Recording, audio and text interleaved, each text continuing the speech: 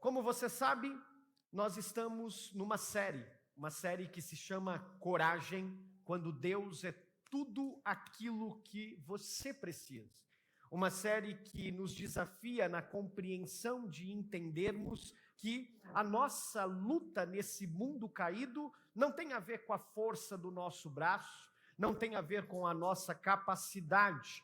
A nossa coragem, ela não deriva da nossa força, ela deriva de uma outra fonte, ela deriva daquele que de fato é o que nos sustenta, o nosso Senhor, o nosso Deus.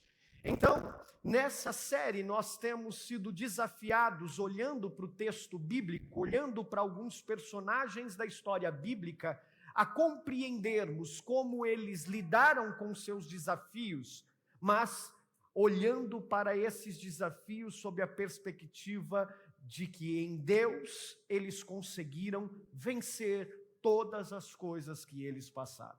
No domingo passado, nós olhamos para o texto bíblico e entendemos a maravilha de entendermos coisas maravilhosas a respeito da palavra de Deus, sob a perspectiva de que o Senhor Jesus Cristo nos ajuda a lidar com medos, com dúvidas, com estranhamentos que estejamos passando.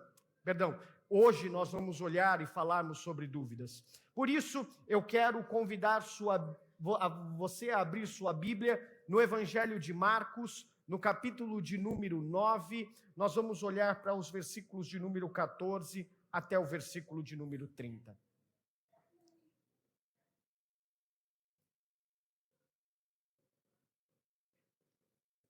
Evangelho de Marcos, capítulo de número 9, versículos de número 14 a 30. Me pediram para avisar vocês também. Ontem nós estávamos aqui reunidos com os pequenos grupos. Primeiro pequeno grupo, se você se inscreveu e não pôde estar aqui, este será o livro que nós vamos estudar com os pequenos grupos. Um livro do pastor N.T. Wright, Indicadores Fragmentados, e nós vamos entender como o cristianismo compreende o mundo. E nós vamos olhar para 7 indicadores sociais que o pecado fragmentou: justiça, amor, beleza, espiritualidade, verdade, poder. E vamos compreender como o evangelho pode trazer conserto para essas coisas. Se você se inscreveu em algum pequeno grupo e ainda não adquiriu esse livro, ele lá na Urbana Store, você pode adquiri-lo, porque esse será o livro que nos guiará ao longo desse ano inteiro. Nós vamos conversar sobre ele e, mais do que isso, no final do ano, cada pequeno grupo se envolverá em um projeto social com Urbana Missão, a fim de que um desses indicadores toque a nossa cidade. Nós vamos envolver-se em missão urbana esse ano com os pequenos grupos. Então, não deixe de adquirir esse livro lá, para que você possa participar de forma melhor dos pequenos grupos. Evangelho de Marcos, capítulo de número 9, versículos de número 14 até o versículo de número 30. Hoje nós vamos encerrar essa série olhando para as nossas dúvidas. Diz assim o texto: quando chegaram onde estavam os outros discípulos, viram uma grande multidão ao redor deles e os mestres da lei discutindo com eles. Logo que todo o povo viu Jesus, ficou muito surpreso e correu para saudá-lo. Perguntou Jesus: o que vocês estão discutindo? Um homem, no meio da multidão, respondeu: Mestre, eu te trouxe o meu filho, que está com um espírito que o impede de falar. Onde quer que o apanhe, joga-o no chão. Ele espuma pela boca, range os dentes e fica rígido. Eu pedi aos teus discípulos que expulsassem o espírito, mas eles não conseguiram. Respondeu Jesus: ó geração incrédula, até quando estarei com vocês? Até quando terei que suportá-los? Tragam-me o menino. Então eles o trouxeram. Quando o espírito viu Jesus, imediatamente causou uma convulsão no menino. Este caiu no chão e começou a rolar, espumando pela boca. Jesus perguntou ao pai do menino: há quanto tempo ele está assim? Desde a infância, respondeu ele. Muitas vezes, esse espírito tem lançado no fogo e na água para matá-lo. Mas, se podes fazer alguma coisa, tem compaixão de nós e ajuda-nos. Se podes, disse Jesus, tudo é possível àquele que crê. Imediatamente o pai do menino exclamou: creio, ajuda-me a vencer a minha incredulidade. Quando Jesus viu que uma multidão estava se ajuntando, repreendeu o espírito imundo, dizendo: espírito mudo e surdo, eu ordeno que o deixe e nunca mais entre nele. O espírito gritou, agitou violentamente e saiu. O menino ficou como morto, ao ponto de muitos dizerem: ele morreu. Mas Jesus tomou-o pela mão, o levantou e ele ficou de pé. Depois de Jesus ter entrado em casa, seus discípulos lhe perguntaram em particular: por que não conseguimos expulsá-lo? Ele respondeu: essa espécie só sai pela oração e pelo jejum. Eles saíram daquele lugar e atravessaram a Galileia. Jesus não queria que ninguém soubesse onde eles estavam, porque estava ensinando os seus discípulos. E lhes dizia: o Filho do Homem está para ser entregue na mão dos homens, eles o matarão, e 3 dias depois ele ressuscitará. Mas eles não entendiam o que ele queria dizer e tinham receio de perguntar-lhe. E esta é a palavra de Deus. Curve sua cabeça, eu quero orar com você. Deus bendito, obrigado por tua palavra, inspirada, autoritativa, lâmpada para os nossos pés. Nós oramos e colocamos nossos corações duvidosos diante de ti, ó Deus. Diante das circunstâncias da vida, nós temos dúvidas e convivemos com elas, incertos sobre a realidade das coisas, vivemos sob a realidade da incredulidade. Colocamos-nos diante de ti, pedindo que o Senhor nos faça ter fé, mesmo quando os nossos olhos não podem ver, mesmo quando o nosso coração não é capaz de confiar. Colocamos-nos diante de ti, Senhor, em nome do teu Filho Jesus. Amém. Hoje nós encerramos essa série tão desafiadora, que nós falamos sobre diversas áreas da vida cristã que precisam ser trabalhadas. Nós falamos sobre muitos assuntos, mas eu decidi, junto com o presbitério, encerrar essa série falando sobre dúvidas, porque é comum em inícios de ano, eu e você, não sermos assolados apenas por medo, não sermos assolados apenas por afetos desajustados em inícios de ano, mas sermos tomados por dúvidas no nosso coração sobre aquilo que devemos fazer. Aliás, é natural que em inícios de ano a gente faça projetos, como nós já conversamos aqui, e a gente às vezes fique inseguro sobre quais passos de fato nós devemos tomar, a gente deva tomar sobre aquilo que está projetando. Dúvidas são incertezas, incertezas honestas, incertezas diante de situações que nós não temos todas as respostas, mas podem ser incertezas diante de muitas opções que nós temos.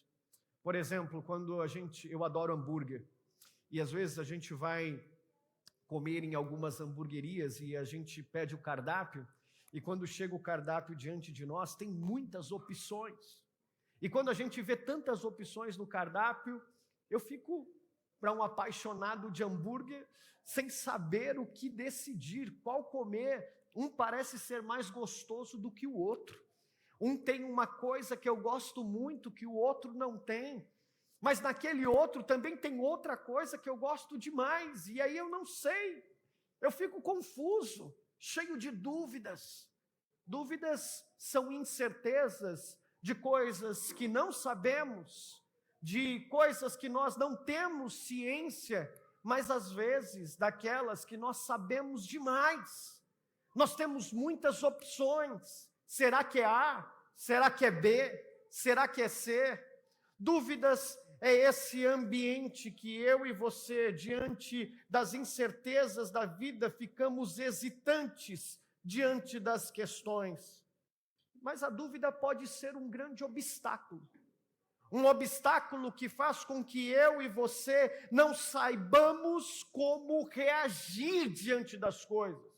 A gente leva um tempo olhando para as circunstâncias e para todas as situações da nossa vida, seja porque não temos todas as respostas, seja porque temos muitas opções e a gente fica sem saber como reagir diante delas. Eu me lembro que quando a minha irmã, eu já compartilhei com vocês essa situação, ela ficou doente. Eu precisei tomar a maior das decisões que talvez eu e a minha família tomamos. Em 2014, se você nos visita pela primeira vez aqui ou ainda não ouviu essa história, eu e minha família tivemos que lidar com um câncer que minha irmã teve. E nessa realidade difícil de lidar com esse câncer que a minha irmã teve, ela perdeu todos os movimentos do seu corpo. Ela perdeu a sua fala, ela perdeu os reflexos da sua deglutição, ela perdeu em aproximadamente 5 meses tudo isso. E o médico chegou em mim e disse assim, olha, nós precisamos levar sua irmã para a UTI, porque se sua irmã perder os reflexos pulmonares dos músculos do pulmão, porque os seus músculos motores estão parando, nós temos como entubá-la, porque aqui no quarto isso não tem como ser feito. Thaís, minha esposa, é da área da saúde, então ela chegou em mim e disse assim, Jé, se levarem sua irmã para a UTI e ela entubar, sua irmã não volta mais. Vocês vão precisar se despedir da sua irmã aqui.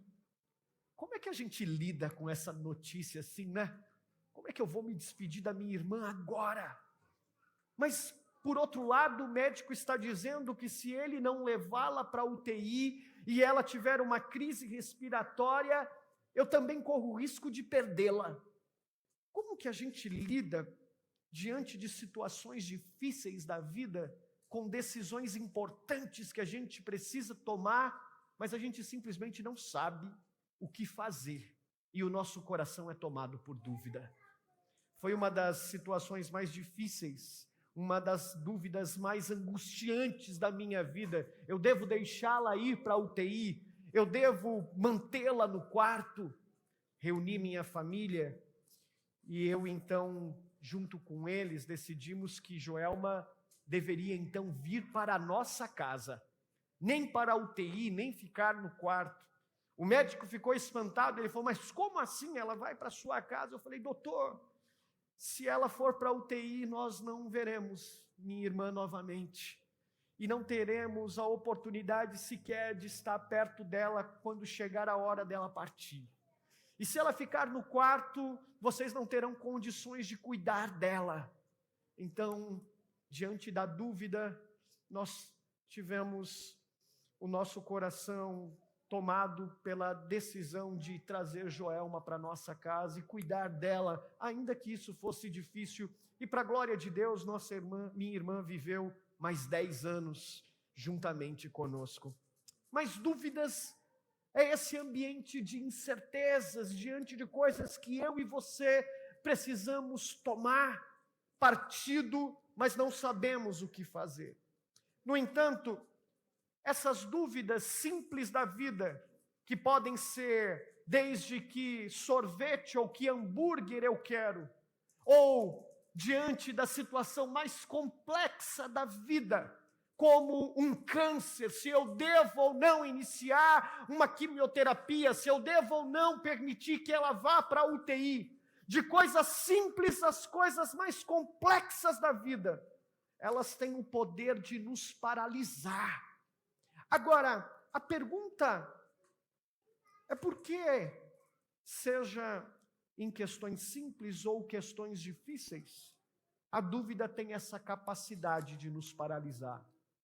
O texto que nós lemos vai revelar para nós que para eu e você, cristãos, quando nós estamos diante de dúvidas, paralisar tem um problema profundo, maior, um problema mais embaixo, que eu e você precisamos ter atenção. Quando nós olhamos para o texto nos revela que situações difíceis na vida podem revelar problemas mais profundos, e que essas dúvidas, na verdade, revelam a incredulidade do nosso coração.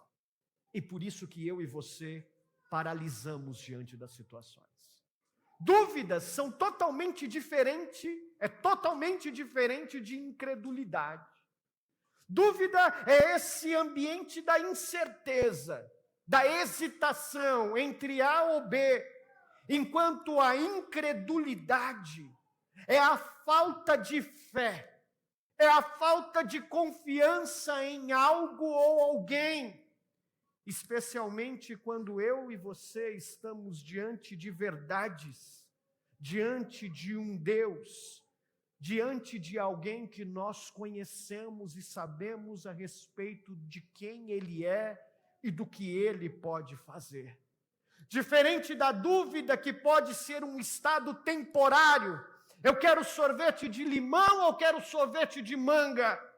Diferente da dúvida que pode ser algo simples, a incerteza sobre alguma coisa, a incredulidade é a recusa do coração de aceitar que nós podemos descansar em Deus, mesmo quando as situações da vida parecem difíceis ao ponto dos nossos olhos não conseguirem enxergar as coisas.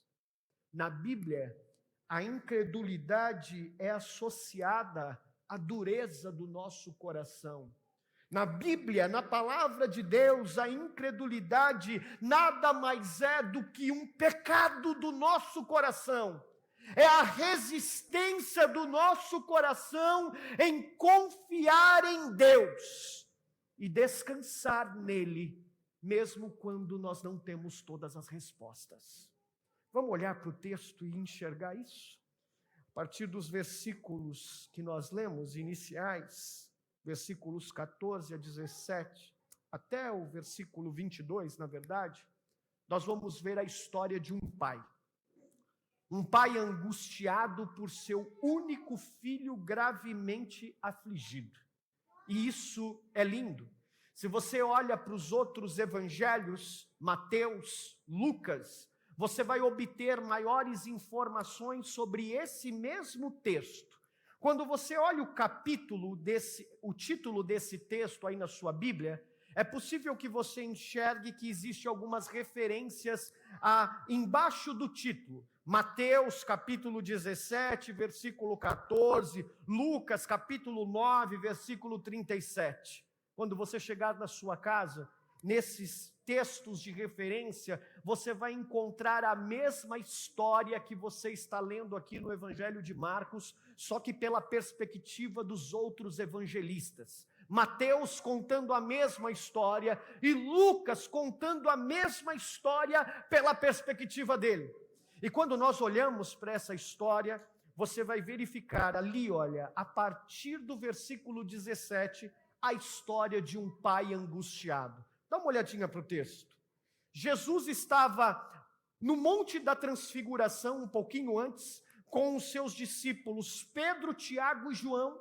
Você volta no capítulo 9, no início, e você vai ver que Jesus estava lá com esses 3 discípulos. Ele desce, vê uma multidão rodeada dos outros 9 discípulos, estava uma agitação, não sabia direito o que estava acontecendo, um barulho. Ele pergunta o que está acontecendo, tinha uns mestres da lei, tinha um alvoroço. Então, quando ele pergunta, o que está acontecendo aqui? Um homem, no meio do silêncio, grita. Dá uma olhadinha no versículo 17. Mestre, eu te trouxe o meu filho, que está com um espírito que o impede de falar. Onde quer que o apanhe, joga-o no chão. Ele espuma pela boca, range os dentes e fica rígido. Pedi aos teus discípulos que expulsassem o espírito, mas eles não conseguiram. O que o autor está dizendo para nós é que esse pai, ele sabe quem é Jesus, ele procura Jesus porque já ouviu falar sobre o ministério de Jesus. A essa altura do campeonato, o ministério de Jesus já está no 3º ano. Se você continuar os capítulos para frente, logo depois, Jesus está sendo entregue e crucificado, ou seja, Jesus já fez muita coisa no seu ministério, e seu ministério está chegando ao fim. Portanto, esse homem sabe da fama de Jesus, da história de Jesus, do que ele pode fazer, e ele tem um filho doente. Esse homem, esse pai, e quem é pai aqui, eu sou pai de 2, os 2 anões que não estão aqui hoje, um anão de 4, uma anã de 4. Anões, irmãos, porque eles são disfarçados, é isso. Eles são adultos disfarçados de criança. Uma anãzinha de 4 e um anãozinho de 2. E quem é pai sabe que quando o nosso filho fica doente, como o nosso coração fica. Esse pai angustiado, ele sabe da história de Jesus e ele procura Jesus porque ele já tentou de tudo. E o evangelista Lucas vai dizer que esse era o único filho que ele tinha. E ele não queria perder esse filho. E olha que interessante. No versículo de número 17, esse autor vai nos dar algumas características do problema que esse pai está sofrendo com esse filho. Qual é o primeiro problema? Olha ali no versículo de número 17. Esse meu filho, ele está com um espírito que impede de falar. Ou seja, esse menino, ele é mudo. Ele não pode falar. Na verdade, ele é surdo, consequentemente, ele não pode falar. Ele é mudo e ele é surdo. Essa criança, a gente não sabe a idade dela, mas essa criança é muda e surda, ela não pode falar.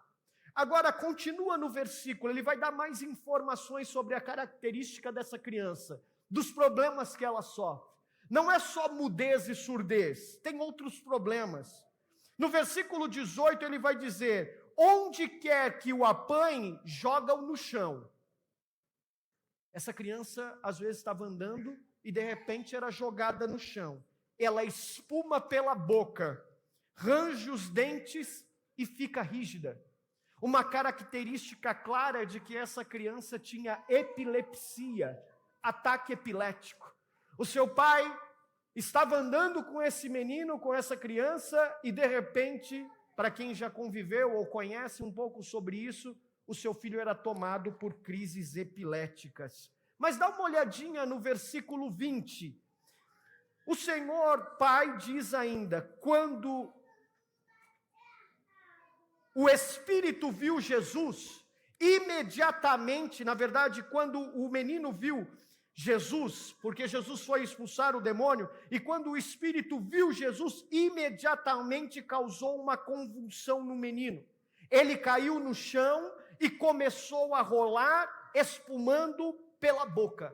Uma terceira informação importante sobre esse menino. Ele tinha essas crises não apenas por uma questão de saúde. Ele sofria essas crises porque ele estava sofrendo por ataques demoníacos. Espíritos demoníacos estavam envolvendo a vida daquele menino. Sua condição física deplorável tinha sido produzida por um espírito demoníaco, um espírito imundo. Ou seja, aquele menino, ele era surdo e mudo, ele era epilético e ele ainda era endemoniado. Por vezes, aquele espírito imundo, aquele demônio, fazia com que aquela criança fosse tomada pelas crises. Então Jesus fica curioso para entender o sofrimento dessa família. E esse sofrimento é perguntado por Jesus. Jesus, no versículo 21, pergunta o seguinte: há quanto tempo essa criança está sofrendo? Não é porque Jesus não fosse onisciente, não é porque Jesus não sabia qual era a situação da família. Como você verá daqui a pouco, é que Jesus queria evidenciar que grandes problemas podem ser oportunidades para grandes milagres na nossa vida. E isso precisa ser claro para nós. Então Jesus pergunta: há quanto tempo ele está assim? E o pai responde: desde a infância ele está sofrendo com isso. Que grande problema, não é, irmão? Esses dias eu e Thaís chegamos de viagem e o Arthurzinho ficou doente. Ele pegou uma alergia lá no Nordeste e quando chegou aqui nós precisamos correr com ele para o hospital. Seu corpo ficou empipocado e eu e Thaís ficamos com o nosso coração aflito. 39 de febre, corre para o hospital, começou a sair umas manchas no corpo dele, a gente não sabia o que era e leva no médico, liga para Isabela, Isabela é a esposa do pastor Isaac, ela é médica, vê o que pode ser, confronta a informação do médico, é isso, é aquilo, e a gente não sabe o que é. Nosso coração fica aflito com uma simples alergia.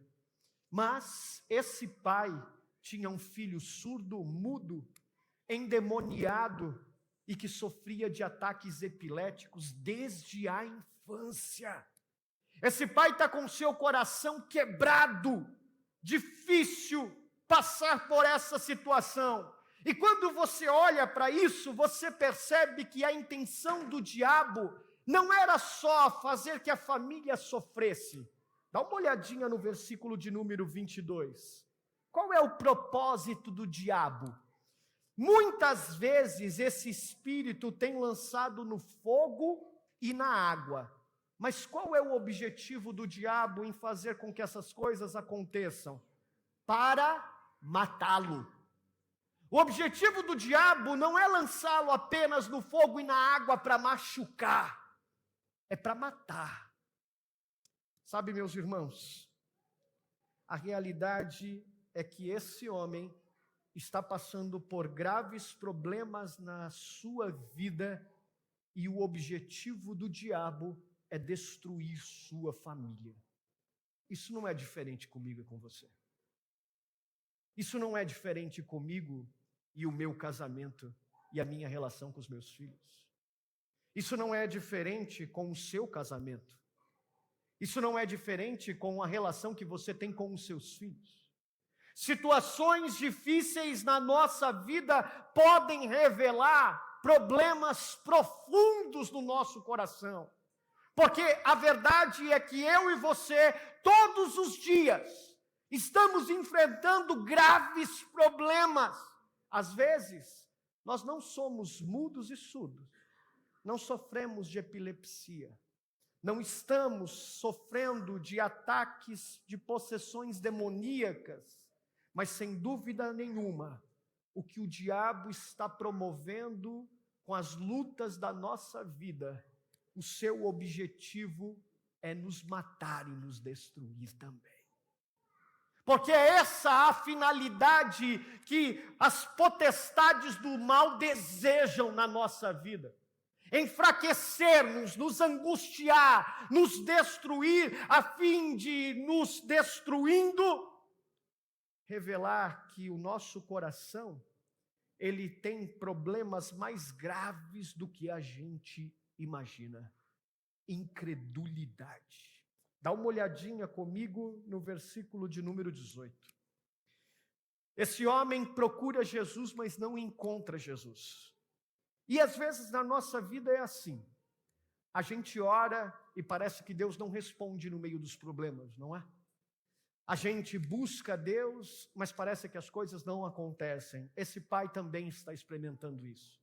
Ele vai até Jesus, mas Jesus, lembre-se, ele está no Monte da Transfiguração, ele não está ali. Mas o meu filho precisa de ajuda. E onde está Jesus quando eu mais preciso dele? Ele não está aqui. Mas os discípulos de Jesus estão aqui. A igreja de Jesus está aqui. Então eu posso contar com os discípulos. Eu posso contar com a igreja.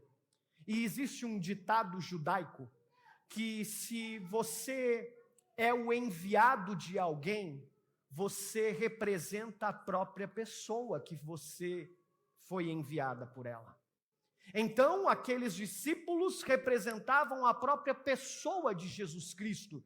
Então, esse homem pede a ajuda dos discípulos. Ele pede ajuda para que esses homens pudessem ajudar aquele menino. Mas olha o que acontece. Mais uma frustração. Mais uma decepção na sua vida. Olha o versículo de número 18, no finalzinho. Pedi aos teus discípulos que expulsassem o espírito, mas eles não conseguiram. Eles não resolveram o meu problema. Esse homem chega nos discípulos e haviam 9, mas nenhum deles pôde ajudá-lo. E por isso que estava tendo aquele alvoroço quando Jesus chega, porque muito provavelmente os mestres da lei estavam debochando dos discípulos, estavam rindo deles, porque eles não conseguiam expulsar os demônios. E aquele pai, na verdade, não estava se preocupando com a vaidade dos mestres da lei, ele só queria que o seu filho ficasse curado. Às vezes, no meio do caos do nosso casamento, no meio dos problemas com os nossos filhos, que estão passando por crises difíceis, da nossa relação com eles, o que a gente simplesmente quer é resolver os nossos problemas. Mas a gente já tentou de tudo. A gente tentou todas as alternativas, desde a infância eu estou tentando fazer algo para salvar esse menino, mas o que eu tento eu não consigo, e o objetivo aqui é matá-lo, parece que esse espírito imundo quer destruí-lo. E quando eu busquei ajuda, o que eu encontrei foi mais frustração, eu encontrei mais decepção. E quando a gente encontra frustração, e quando a gente encontra decepção, as dúvidas tomam mais ainda conta do nosso coração, não é mesmo? Será que eu posso de fato confiar? Será que de fato eu posso descansar em Deus? Eu vim procurar Jesus, mas será que de fato Ele pode me ajudar? Porque os seus representantes não me ajudaram. Olha só como isso fica evidente. Quando Jesus ouve a história desse homem, Jesus apresenta a ideia de que ele está disposto a ajudar. Ele pergunta: onde está o menino? Então trazem o menino para ele, e aí esse pai, no versículo 22, olha para Jesus na parte final, e ele diz o seguinte: olha, a minha história é essa, mas... olha a beleza dessa conjunção adversativa aqui, irmãos. Esse pai chega em Jesus com o coração duvidoso. Ele veio com a esperança de que em Jesus ele poderia resolver os seus problemas. Mas agora que aqueles homens não puderam ajudá-lo, e quando eu procurei o Senhor não estava, eu não tenho mais certeza se eu posso confiar. Então olha o que ele diz: mas se podes fazer alguma coisa, tem compaixão de nós e ajuda-nos. Se podes fazer alguma coisa, tem compaixão de nós e ajuda-nos. Tem sinceridade nesse pedido de ajuda, não tem? Tem uma sinceridade de alguém que chega em Jesus e fala: eu preciso de ajuda. Deixa eu te contar uma curiosidade. A palavra ajuda, no original grego, ela é a conjunção de duas palavras. Uma palavra que tem a ideia de clamor, um pedido. E a segunda palavra tem a ver com correr, exatamente com um movimento de corrida. Ajuda, então, é essa conjunção no original de duas palavras, clamor e correr. É alguém que corre na direção de alguém desesperado, clamando por socorro. Então, quando a gente olha para esse texto e vê essa palavra, ajuda-nos, a ideia que a gente tem é que esse homem está correndo na direção de Jesus, desesperado, clamando por socorro. É assim na nossa vida, irmão. Quando no começo do ano as portas se fecham e a gente não sabe como vai pagar nossas contas, e os boletos estão chegando, as ligações, e a gente só vai bloqueando, porque a gente já sabe de decor os números que estão nos ligando para fazer cobrança. Quando as faturas do cartão de crédito começam a vir volumosas com os juros absurdos, quando o convênio chega e a gente não sabe como vai pagar, e os nossos filhos vão ficar desprotegidos, e o nosso coração enche de dúvidas. Eu sempre quis ser pai, sempre. Já disse para vocês que quando adolescente eu já decidi o nome das filhas, nem conhecia a Thaís que eu teria. Mas quando chegou a hora, eu tinha muitas dúvidas se eu conseguiria ser pai, se eu ia dar conta. Uma prima minha, eu lembro que eu conversando com ela sobre isso, ela falou assim, eu falei, como que eu sei que eu vou dar conta? Ela falou assim, você não vai saber. Mas quando chegar a hora, você vai dar conta. Porque na nossa vida é assim, meus irmãos. Não é sobre nós. Não é sobre a nossa força, nossa capacidade, mas a realidade da vida mostra que dentro desse mundo caído há situações difíceis e há sinceridade nos nossos corações. Ajuda-me, eu preciso de socorro aqui.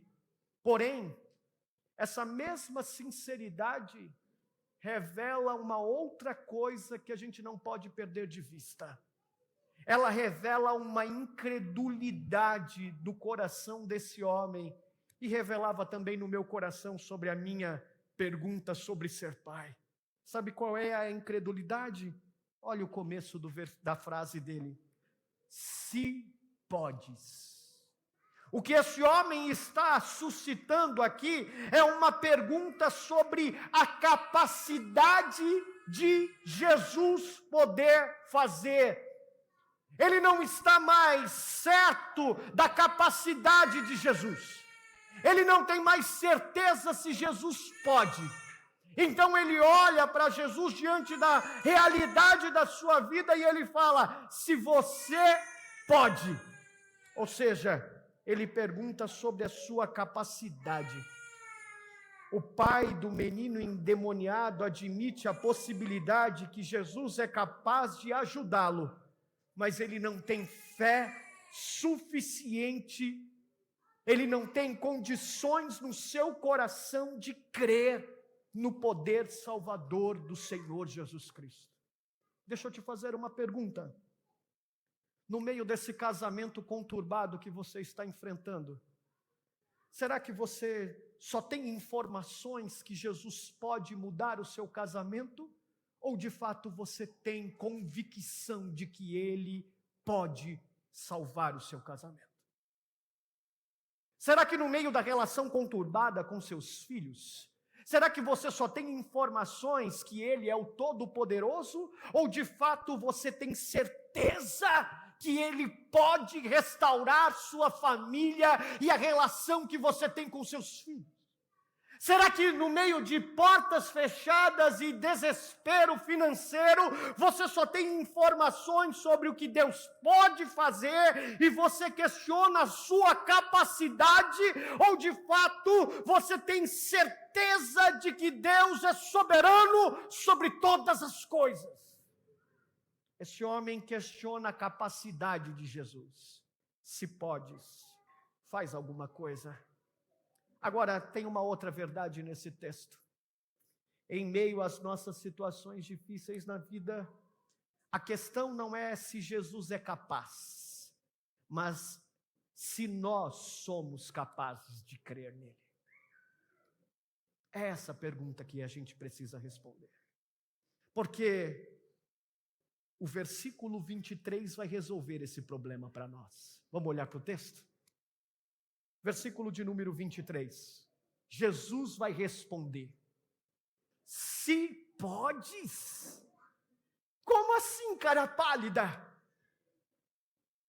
Faz 3 anos que eu estou curando pessoas, que eu estou operando milagres. Olha para a tua história, olha de onde eu tirei você, olha o que eu fiz na tua vida. Olha os milagres que eu já operei, olha quantas portas eu abri. Olha quantas coisas eu já fiz por você. Se podes? Que pergunta é essa, meu amigo? Aliás, o que te trouxe até aqui? Por que você trouxe o teu filho? Por que você tem vindo aqui todos os domingos? Por que você ainda se denomina cristão? Por que você fala que você é crente? Como assim se podes? Que pergunta é essa? A verdade, meu irmão, é que em meio às nossas situações difíceis da vida, a questão não é se Jesus é capaz, mas é se eu e você somos capazes de crer nele, ainda que as coisas não aconteçam como eu e você esperamos ou cremos. E se a porta não se abrir? E se o milagre não vier? E se as coisas não acontecerem como queremos?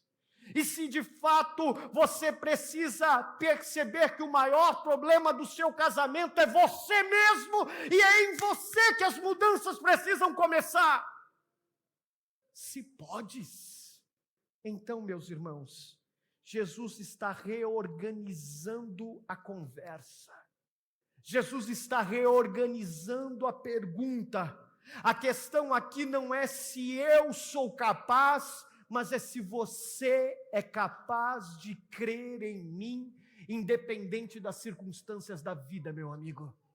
Como isso reverte os temores daquele pai. Ele tinha perguntado sobre a capacidade de Jesus, e Jesus pergunta para ele sobre a sua confiança. Então Jesus olha para mim e para você hoje e pergunta: como anda a sua confiança em mim? Como anda a sua capacidade de depositar em mim a sua confiança integral?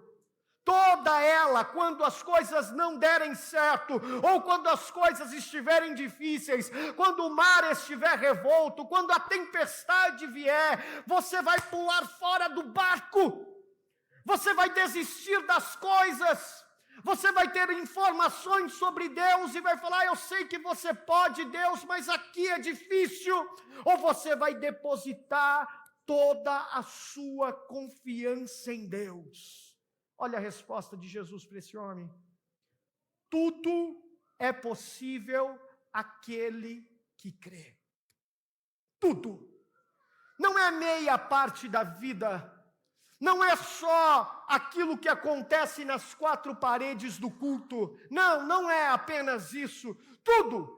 O seu casamento, a relação com seus filhos, os seus projetos acadêmicos, a relação com a sua família, aquele problema que a política trouxe, que você pode agora voltar para o grupo da família.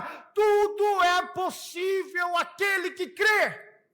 Mas crê em quem? Crê no quê? Na pessoa que este pai havia procurado, que eu e você procuramos todos os dias, mas a gente procura com a nossa boca, não com o nosso coração, porque o nosso coração diz uma coisa, a nossa boca diz outra. A gente vem aqui, canta, levanta a mão, a gente diz que acredita, mas o nosso coração revela a nossa incredulidade em descansar em Deus diante das situações difíceis da vida. Por isso Jesus está dizendo: como assim se eu posso? Jesus não duvida de quem ele é, porque ele é Deus. Então o próprio Jesus diz o seguinte: eu sei quem eu sou. Eu posso. A questão não é se eu posso, é se você pode. Você pode descansar em Deus, mesmo diante do caos que vocês estão experimentando? Você pode descansar em Deus? Então, olha, tudo é possível àquele que crê. Então a pergunta aqui, meu irmão, não é sobre a capacidade de Jesus, mas é sobre a sua confiança nele. Agora, situações difíceis na vida, quando entendemos que não é sobre a capacidade de Deus, mas sobre a nossa confiança, precisam mexer com a gente, não é verdade? E como ela mexe com a gente? Elas devem nos levar para a compreensão de que, ainda que a nossa fé seja imperfeita, duvidosa às vezes, Deus está disposto a nos levar a uma experiência relacional com Ele, de uma fé totalmente dependente dEle. Totalmente. Talvez a sua fé hoje seja essa fé como a desse pai, que tem dúvidas, que ainda que clame, que corra pedindo por ajuda, não sabe ainda confiar plenamente. Deixa eu acalmar seu coração. Há um lugar em Deus para dúvidas sinceras, que estão dispostas a descansar num relacionamento de dependência com Ele. Deixa eu te mostrar isso no texto. Olha a resposta desse pai. Quando Jesus faz essa pergunta para ele, como assim se podes, e reorganiza os afetos, esse pai responde para Jesus imediatamente. Olha o versículo 24.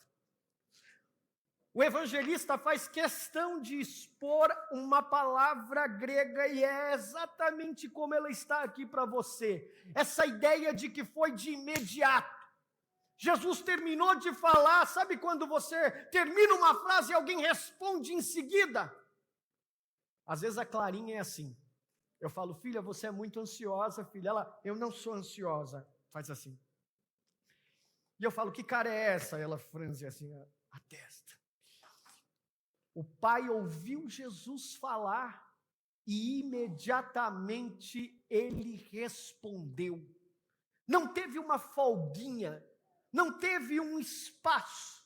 E o que ele responde imediatamente? Dá uma olhadinha no versículo de número 24. Imediatamente, o pai do menino exclamou: creio.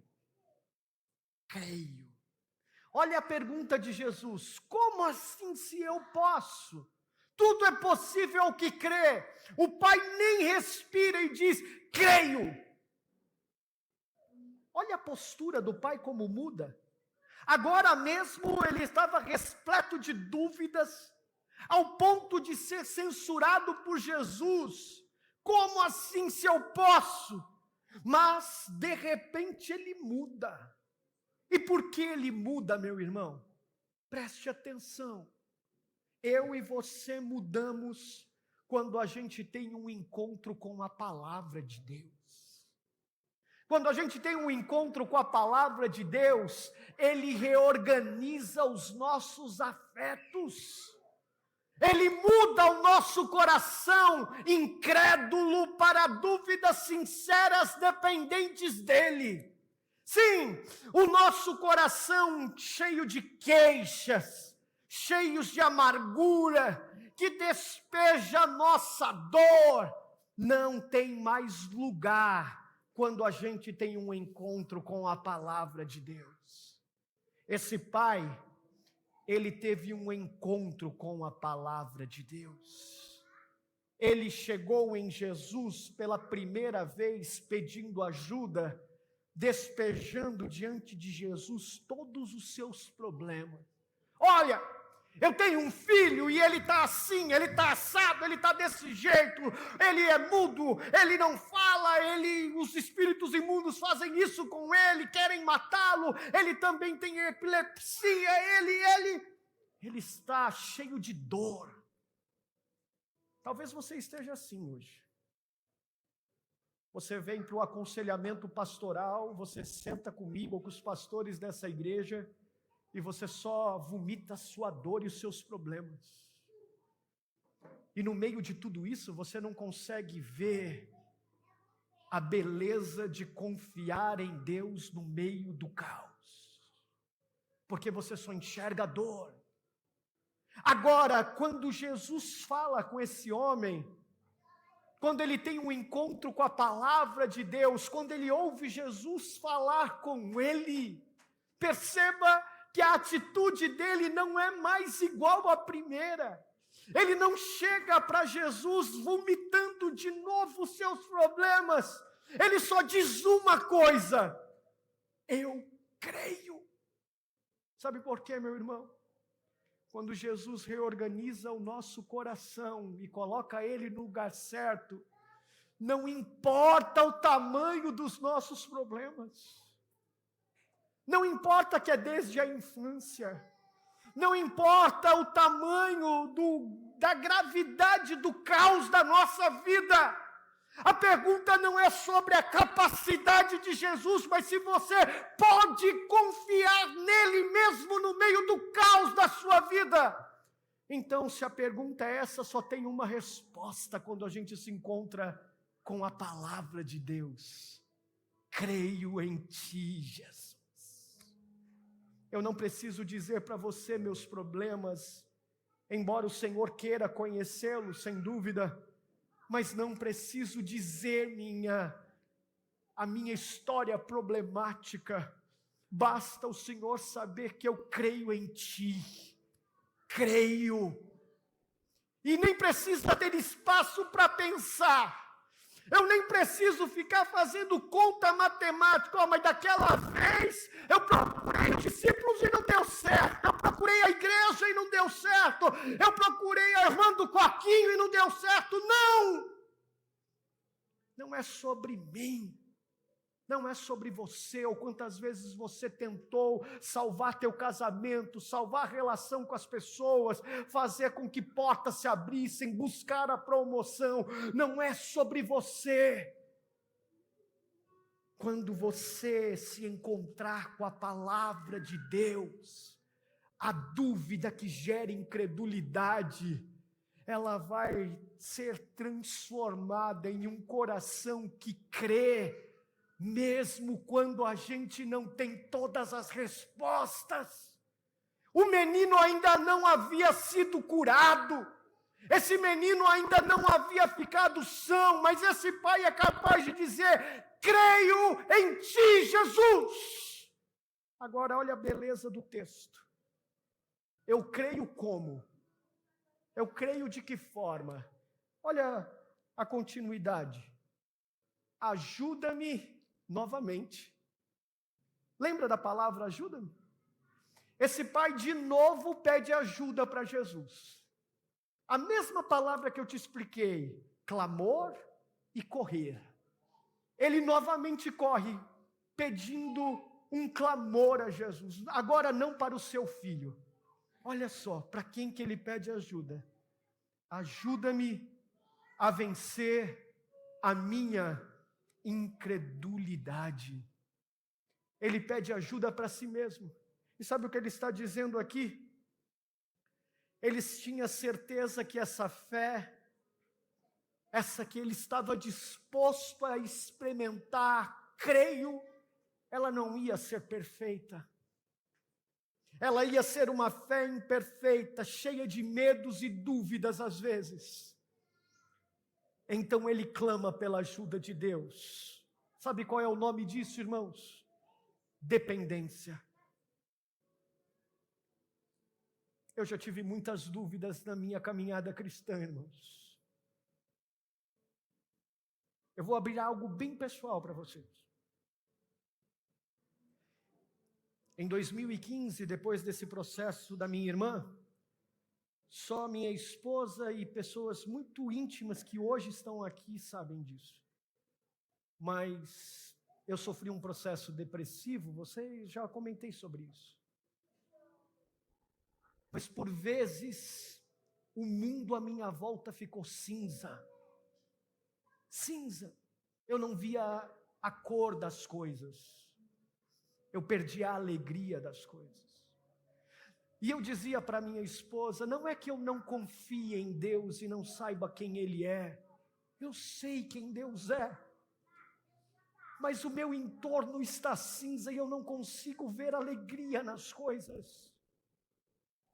E eu não sabia como eu saía daquela situação, eu não sabia como eu podia sair daquilo. Mas eu não duvidava de quem Deus era, e eu estava no meio desse conflito.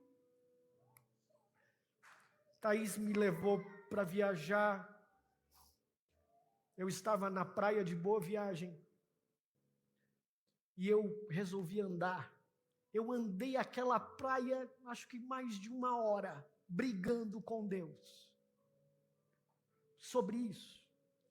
E aí, em um momento, eu me sentei na beira da praia e fiquei contemplando o mar, conversando com Deus. E o Senhor me disse uma frase, me fez lembrar de uma frase de um professor, pastor Jonas Madureira. Ele disse para mim no seminário, quando eu estava passando por isso, ele disse: Jefferson, sabe quando você vencerá todas as suas guerras com Deus? Eu disse, não. Quando Ele vencer. Sabe quando você vence? Quando Ele vence. E a gente perde. E o que é perder? É se entregar. Seja feita a tua vontade, Senhor. Eu não entendo teus planos. Eu não sei porque a gente está passando por isso. Eu não sei como a história termina, mas eu sei que o Senhor é o princípio e o fim de todas as coisas. Me tira desse mundo cinza e me faz ter satisfação em Ti, mesmo quando eu não tenha todas as respostas. Eu posso ter fé em Deus, meus irmãos, mesmo quando a minha fé for imperfeita, quando ela não for sinônimo de incredulidade, mas de dependência de Deus. Se Jesus, porém, acendeu a fé daquele homem, creio, a palavra de Deus também revelou que Ele é o único que pode manter a nossa fé imperfeita, firme e constante nele, perseverante nele. Olha só o que acontece dos versículos 25 a 27. Quando Jesus ouviu a frase desse pai, Jesus agiu em favor dele. E sabe como ele agiu? Ele tomou o menino e disse: espírito mudo e surdo, eu ordeno, deixe-o e nunca mais entre nele. Sabe quando Deus vai agir na nossa vida, irmãos? Quando a nossa fé não for incrédula, mas quando ela for, apesar de imperfeita, dependente dele, mesmo quando a gente não é capaz de entender toda a história. O Espírito gritou, agitou, violentamente machucou aquele menino, mas saiu. O menino ficou como morto. Jesus tomou pela mão, o levantou e ele ficou de pé. Talvez você está se perguntando: como eu posso deixar minhas dúvidas incrédulas para uma dúvida imperfeita, uma fé imperfeita na dependência de Deus? Coragem. Deus é tudo aquilo que você precisa. E sabe por quê? Você pode hoje viver isso, porque um outro pai já sofreu, vendo também o seu único filho ser afligido numa cruz, para que eu e você nunca mais precisássemos ter dúvidas incrédulas sobre o seu cuidado amoroso. Um pai já sofreu vendo seu único filho ser afligido na cruz, para que nela, na cruz, nós experimentássemos a expressão de amor de um Deus misericordioso. Deus enviou o seu único filho para morrer por todos aqueles que ele escolheu. Na cruz de Cristo, eu e você podemos lançar todas as nossas dúvidas sinceras, todas as nossas ansiedades imperfeitas, porque Ele, o Filho afligido, tem cuidado de nós. Se você deseja fazer isso hoje, curve a sua cabeça e eu quero orar por você. Obrigado, Senhor, pela cruz. Obrigado porque nós não somos bons. Eu tenho tantas dúvidas, Senhor. Não é o seminário que responde às nossas dúvidas. Não são diplomas, não é dinheiro na conta, não é a cor do nosso cartão de crédito. Só Tu pode colocar nosso coração no lugar certo. A gente passa por tanta coisa e não tem todas as respostas. Vem até o nosso encontro, Deus, como foi com este pai, e nos confronta como fez com ele. Faz a gente perceber que a pergunta da nossa vida não é sobre aquilo que o Senhor pode fazer, mas sobre a confiança que devemos ter em Ti. Coloca o nosso coração no lugar certo.